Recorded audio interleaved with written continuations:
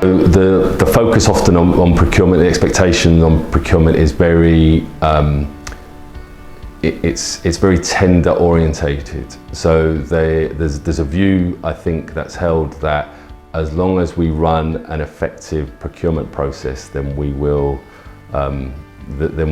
extract value from the contracts and relationships that we put in place. And I think the challenge with that is that whilst it's essential to do the strategy and the planning, it's essential to run a good, robust procurement process.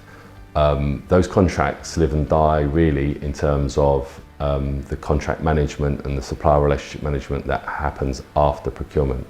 And we see frequently that you get a bit of a disconnect. So you've got a team that's very engaged in terms of the procurement process. They understand what the organisation needed. They understand what was negotiated with the supplier and what the commitments were from the supplier. But then actually that's handed over to a sort of a business as usual team, and that BAU team doesn't necessarily have that historic knowledge.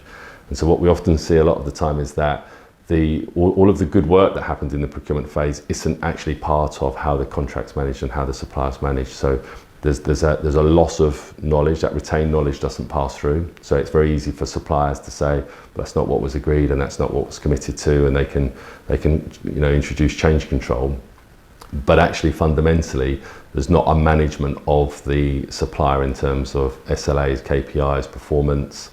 And one topic that we hear time and time again is around innovation. So there's often a complaint with clients that the supplier's been in place for 5 years and we've seen no innovation, we've seen no change, we've seen no ideas from them at all.